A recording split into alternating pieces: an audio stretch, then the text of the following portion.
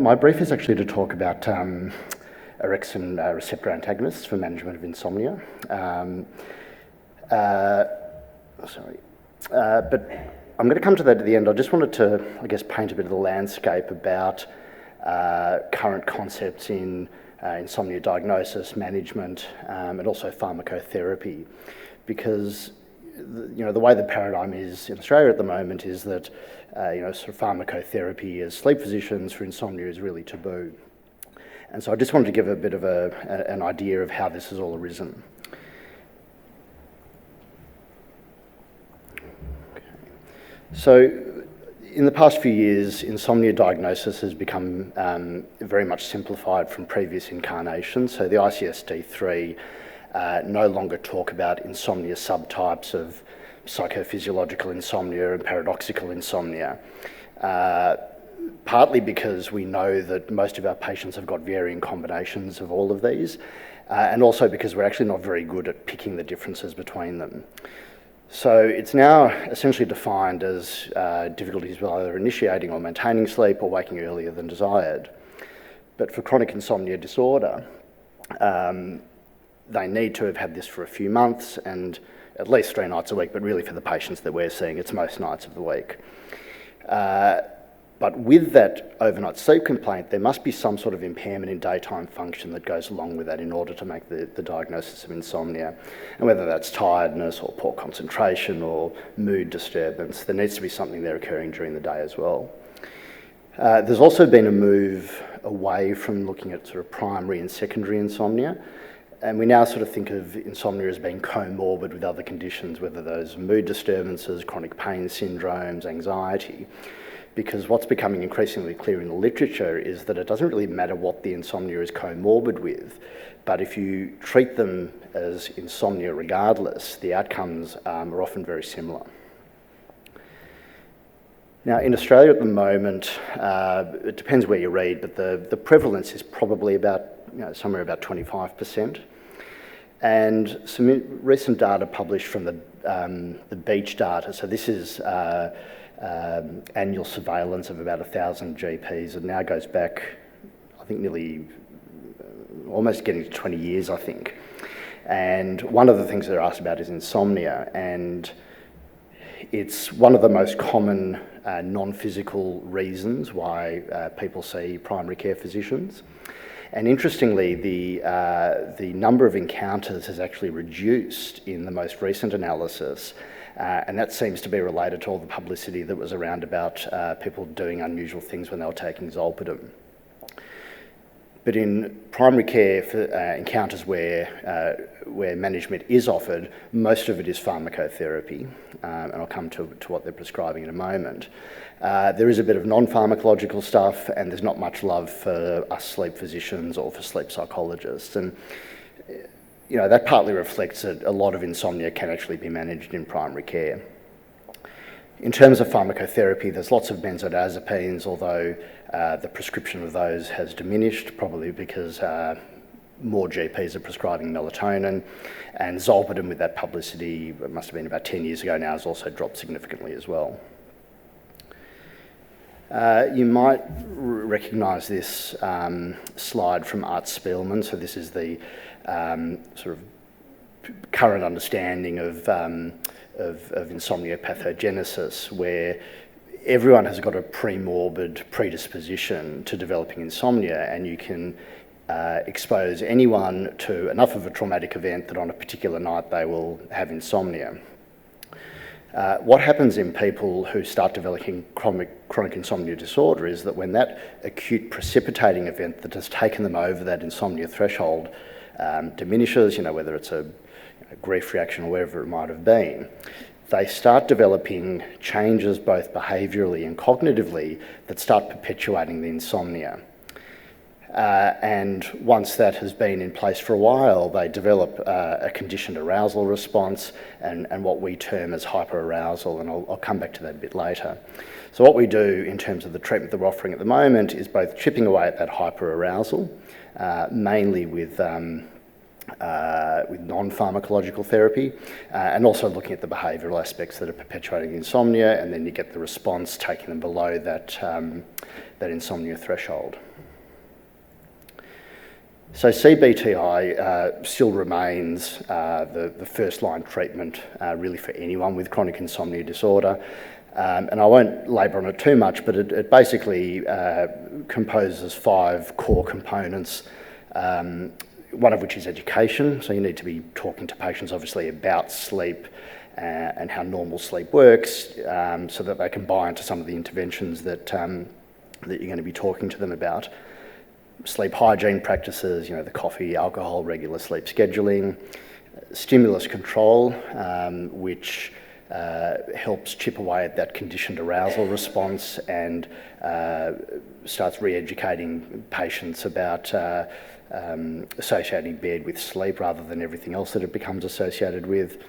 Sleep restriction therapy, so much more closely aligning time spent in bed with time required for sleep, and obviously the cognitive therapy, which deals with the you know, often warped expectations and perceptions of sleep. And there's a number of different ways that it can be delivered. The one that we're most familiar with is the one-to-one situation with a psychologist, but there's lots of evidence now that group CBTI actually works just as well. And in terms of service provision, it makes a lot of sense because there aren't many sleep psychologists around. There are some good online CBTI programs available for purchase. Colin Espy's one from the UK, which is Sleepio, and there's a US one which is very similar called Shut Eye, that do a lot of the behavioural stuff quite well, but obviously can't do cognitive therapy as well. And there's also emerging evidence from Dan Bicey, who's an insomnia researcher and clinician in the US, that brief behavioural interventions, which is something that I use quite a bit, where basically you're just doing the behavioural stuff with patients, actually works quite well.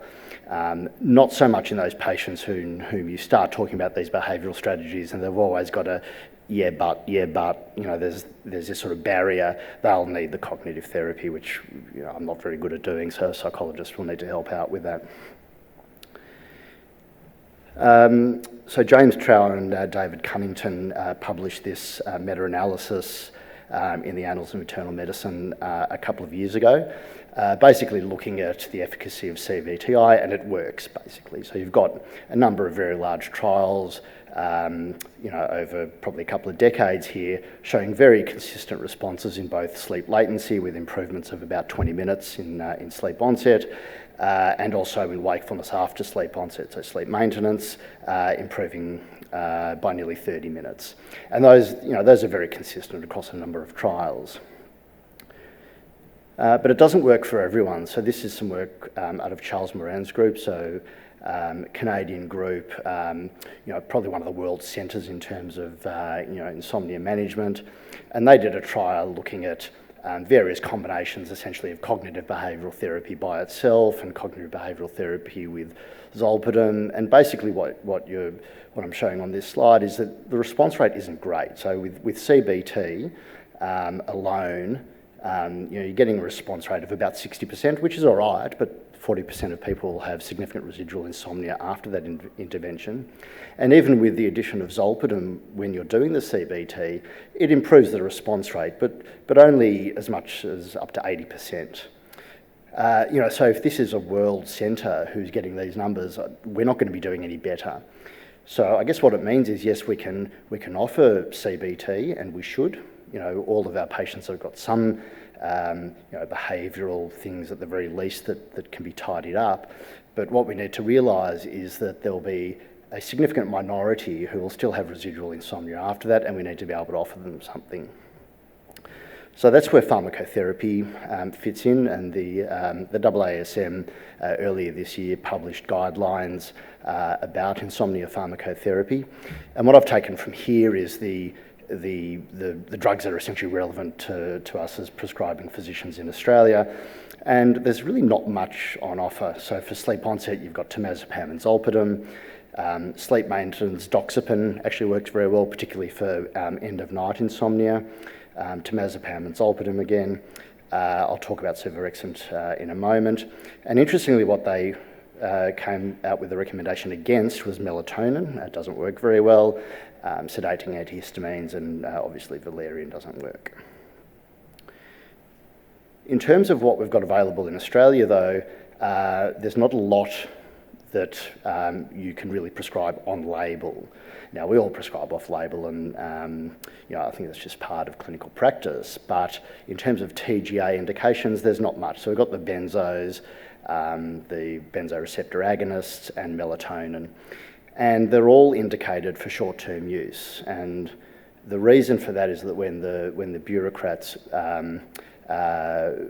provide a listing, they can only do that on the basis of published data, and the insomnia trials are all very short. There aren't many that go beyond a month or two. So that's why we've got these very restricted indications. Lots of over-the-counter stuff at pharmacies is being prescribed, so Restovit or Phenergan. I think we're beyond the peak of this now, but there were heaps of atypical antipsychotics being prescribed for insomnia, which I think was very much overkill, antidepressants, and I'll be talking about a first-in-class medication, orexin receptor antagonists, in a moment. One of the concerns, obviously, about the conventional hypnotics we use, the benzos, is risks of tolerance and dependence. When you really dig deep into the literature, there's not a lot of evidence for that, and certainly with the parasomnias and particularly the benzo receptor agonists, mainly in people who are taking supratherapeutic doses, people who are taking Stilnox and not going to bed, or people who are taking it with alcohol. But I guess to understand where the pharmacotherapy fits in, I think it's important to understand some of the neurobiology behind it. And the sleep-wake, this is a really nice slide from Cliff Saper, published over 10 years ago now, basically showing the anatomy of the sleep-wake pathways that essentially sit within the upper brain stem and the lateral hypothalamus. And on the left, you've got the wake pathways with the monoaminergic neurons, so noradrenaline and serotonin and dopamine. You've got histamine and acetylcholine with projections up into the cortex. On the right are the sleep pathways, which have their origin in the ventrolateral preoptic nucleus and are very much driven by GABA, which is the most important one, and that's where the benzos act. And there's also galanin, which is a less important one. But the one that I'm going to talk about now is located here, which is the orexin. So orexin was actually discovered nearly simultaneously by two laboratories back in the late 90s. They were looking at actually weight. So orexinogenic is weight promoting. And there was another laboratory at the same time that found that it was analogous to secretin, so it's also called hypocretin, meaning that comes from the hypothalamus. It looks like secretin. So essentially it's the same thing, and the scientific community hasn't yet declared who's won that, so you'll see them used interchangeably, but essentially orexin and hypocretin are the same neurochemical. And while the initial interest was actually in metabolism, what became apparent within a couple of years is that it was actually probably the most important neurotransmitter of wakefulness. And we determined this, or not we, I wish I had, but the scientific community determined this by narcolepsy, which is essentially an acquired model of orexin deficiency. And the slide on the right shows you the complete absence of orexin-producing neurons in the lateral hypothalamus compared with a control, and they're exquisitely picked off. So these are melanocyte concentrating hormone neurons in that exact same area that are spared from this autoimmune destruction. Not only is orexin a very important wakefulness neurotransmitter, it also operates what's called the flip-flop switch. And I might just spend a moment just talking about this. In the wake state, which you've got up the top here, you've got the monoaminergic neurons firing and causing wakefulness, but they also stop that VLPO nucleus, which is where all the GABA's made, from being active. And that releases the inhibition that would have otherwise been applied to orexin, and the orexin further contributes to activation of those monoaminergic neurons, and you're awake. What happens in sleep is the monoaminergic neurons start firing, the VLPO starts firing, blocks those neurons, but also blocks orexin from acting on them. When you lose orexin, that switch between sleep and wake becomes very unstable, and it's normally an extremely sharp transition between the two. We spend about 1% of our lives in transitions between wake and sleep. And so when you lose orexin, you lose that stability, and that's why our narcoleptics have sleep boundary problems, where they have blended states of wake and sleep. The hypnagogic hallucinations, cataplexy, sleep paralysis are all because of this dysfunctional switch. So it became a concern when you're looking at a drug that blocks orexin receptors, are you going to be causing these people to develop narcolepsy-like syndromes? But the demonstration of an important neurotransmitter for wake then becomes a target in terms of what you can do with wake. And there's been a shift in the past 10 years about how we perceive insomnia. Rather than being a state of not enough sleep, we're now sort of seeing it as a state of too much wake, right? And so what you've got with the benzos is you're pushing sleep harder, whereas what we should be doing potentially is taking wake away, and that's this concept of hyperarousal. And this has been shown in a number of different ways. The images on the top here are from high-density EEGs, sort of 250 lead EEGs, where they're able to show local sleep, so parts of the brain asleep, but the parts highlighted here are awake. So you've got someone in non-REM sleep where parts of the brain are actually awake. And if you think about when your insomnia patients are talking to you, they have this concept of being awake and asleep at the same time. And in fact, there are rat models that show this very well. The image on the bottom is a PET scan of someone asleep showing intense metabolic activity in the prefrontal cortex. Right, so it supports this whole concept of hyperarousal, which until we had these sort of pretty pictures, we'd often thought of as a psychological thing, but it's actually physical. So it then becomes a very important target of therapy. So how can you target it? Well, until recently, stress reduction strategies, so mindfulness meditation worked very well for hyperarousal and insomnia. This gadget here was actually at the sleep conference in the US. It causes frontal cerebral hypothermia, so you literally wear this and it gives you brain freeze. And you've got an image here showing it actually causing reduced temperatures and reduced activity in the frontal cortex, and they've actually got a bit of data showing that that using this reduces time latency to consolidated sleep. But with orexin receptor antagonists, in particular suvorexant, we've got a target now, potentially pharmacologically, of dealing with this hyperarousal. So suvorexant, or Belsomra, is a highly selective, reversible orexin 1 and 2 receptor antagonist. Right? So rather than agonising sleep, it's antagonising wake. And it doesn't have any cross-reactivity. It's a very clean mechanism of action. About a 12-hour half-life. It's metabolised by CYP3A4, so anything that's going to modulate that cytochrome you need to be mindful of. And very simple dosing, 20 milligrams if you're less than 65 and 50 milligrams for greater than 65. So the evidence of its efficacy came from essentially 3 trials, 2 of which were duplicate trials, and that's at least partly got to do with regulatory requirements in the US that when you're registering a drug, you need 2 trials run simultaneously that have the same outcome. Now they use 2 dose levels, one of which the 40 and 30 milligram is not available either here or in the US, partly because there was a very, in my opinion, weak signal on one of the trials about increased crash risk.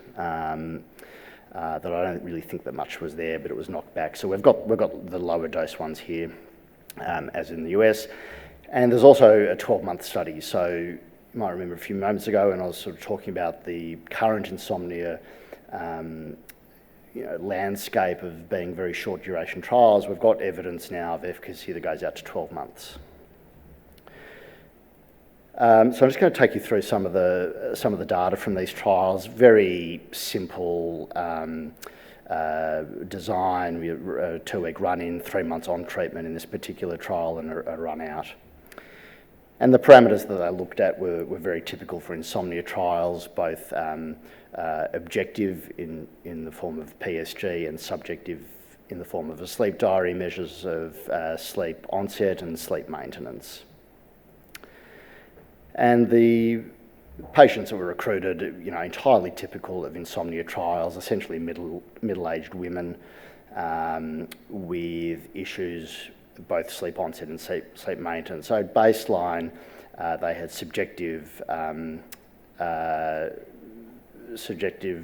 total sleep times of a little over 5 hours, 74 minutes to get to sleep, and 79 minutes of wakefulness after sleep onset. So there's a few things to show you in this trial. So this is, on this slide, this is the PSG-derived sleep latency. So this is not relying on the patient misperception. This is actually what they were measuring on PSG. And what you can see is that on night 1 of taking suvorexant, there was a nearly 20-minute reduction in sleep onset in patients just taking placebo. So placebo is an extremely strong performer in insomnia trials. So to beat placebo, you've generally got to be doing very well. Now, what you'll notice is that, in fact, at night 1 and then again at month 3, Belsomra was significantly better than placebo, but that wasn't sustained out to 3 months. From memory, the 40 milligram dose, the higher dose it was, but because we've got the lower dose available here, I generally don't talk to my patients about there being an improvement with sleep onset, although a number of the patients who I've started on already are describing that improvement. So now we're looking at PSG measured wakefulness after sleep onset. Once again, significant improvement on night 1 with placebo, but really dramatic improvement night 1, month 1 and month 3 when Belsomra is compared to placebo. But from our patient's point of view, they're not comparing themselves to placebo, they're comparing themselves to baseline, and essentially what you're doing is halving the amount of time that they're awake during the night. So they're down from about 2 hours to about 1 hour. And I think that's the other important thing in terms of counselling patients about this, that it's not going to bomb them out. They're still going to be spending bits of time awake during the night, but it's going to be significantly less than it was before treatment. And this is just looking at total sleep time, where not surprisingly, if you reduce time to sleep onset and you're reducing wakefulness after sleep onset, total sleep time increases as well. So what I've showed you so far has been all the objective stuff. What's interesting is that subjectively, although we saw an objective improvement at night 1, the subject improvement, as evidenced by sleep diaries, actually lagged. So this is now comparing night 1 versus month 3, but it was a few weeks before the patient started perceiving an improvement in their sleep. I guess the mechanism for that's a bit unclear. Often with our insomnia patients, sleep feels worse than it actually is, and there's lots of distress around that. So, I think that it's often, a number of nights of improvement before they'll start recognising that. But again, that's important to be talking to patients about, that it's not going to be necessarily you're going to take it tonight and feel better tonight. Now, in terms of adverse events, it's pretty clean, as you'd expect. There's a little bit of next day somnolence. My experience so far has been that it's not a particular issue, and a bit of headache. Now, you might remember me mentioning before about this flip-flop switch. Are we going to be causing narcolepsy in these patients? And in the clinical trials and in post-marketing data, there's really just no signal about that at all. So we're not developing any of those sleep boundary phenomena that you see in narcoleptic patients. And that may well be due to narcoleptics, they just don't have orexin, whereas in this situation we've got a pharmacological reversible antagonism of the receptor. Doesn't act as a respiratory depressant. There's a bit of conflicting evidence about effects on balance, no effect on memory. In the clinical trials, they after abrupt cessation, they did validated withdrawal scales and showed no withdrawal. Digging in the appendices, there is a little bit of, as you would expect, rebound insomnia, but interestingly, they rebounded to levels that weren't as bad as they were before treatment. And I can't really explain that, but it was certainly shown. So, we've got data at the moment, as is always the case, initially in a very clean subset of patients, but there's a whole lot of stuff going on now looking at all those indications, all those situations that we're going to be confronting. So essentially, a whole lot of situations where insomnia is comorbid rather than being primary. And what's interesting in here is that only one of these is actually being run by Merck, so most of it's investigator-driven stuff, people looking for answers. So hopefully what I've been able to show you is that what we're dealing with, insomnia, is a very highly prevalent condition in Australia, that CBTI still, to some extent should be the first line treatment. They may not need formal CBTI with a sleep psychologist. We can be doing a lot of it ourselves, but to recognise that that a significant minority of those patients who we subject to that are still going to have insomnia afterwards, and I think as clinicians we need to be offering them something. And with Belsomra, I've got evidence now of efficacy and safety out to 12 months. And certainly in my experience in the patients I've tried on it so far, it does appear to work quite well.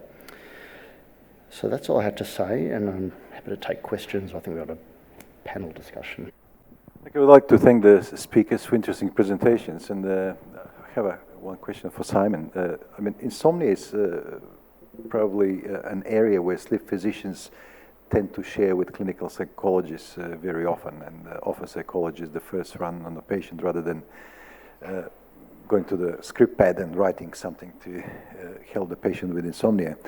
And I read the trials of Orexin, and after it became available in Australia, I prescribed it in probably 3 patients who suffered from insomnia, and they're quite retractive and coming back, who tried various other medications and aids to manage insomnia. And it's probably coincidence, but 2 out of these 3 patients reported that Orexin was causing them to have nightmares. I haven't found evidence in the reported side effects in the literature, but is this something which do you encounter in clinical practice, and how that can be related with that particular medication? I think on that slide I showed you, I think you're right that there wasn't much of a signal for nightmares. I haven't had any patients come back yet reporting nightmares. And in fact, the adverse event profile is, I've had 1 patient who's had next day somnolence, but generally very well tolerated. I've not had anyone come back with nightmares yet. 2 great presentations. Could I ask each of the speakers a question? I guess one is with the Orexin, could that actually be combined with CBT? Because one of the problems is the anticipatory anxiety that a lot of people have, and whether that may be a useful adjunct, or whether you could combine that. Or maybe I'll let you answer that question and ask the next one. Yeah, thanks, because I always forget the second question when people do the double-headed one. So, I think that looking at that Charles Moran data where they use zolpidem to do that, I'm playing around with it. There's no data yet, but I think that makes sense in some patients, particularly those ones who come and there's a lot of distress and there's a lot of heat, and I think that for them to come to you and say, look, I'm going to send you to a psychologist and this is going to take a while, for some people that's not satisfactory. So in those people I'd absolutely be saying, here's your script and you need to go and do this psychology stuff, and then once you're done, come back and we can talk about where we go from there. So I think it does make sense in some patients to be starting it contemporaneously with CBTI. It doesn't need to be sequential. This is for Simon. When you showed the trial data, on the first day when they take the medication, the quality of the sleep is better, is that right? Yeah, I didn't. Yeah, so there was There were measures of subjective sleep quality that improved.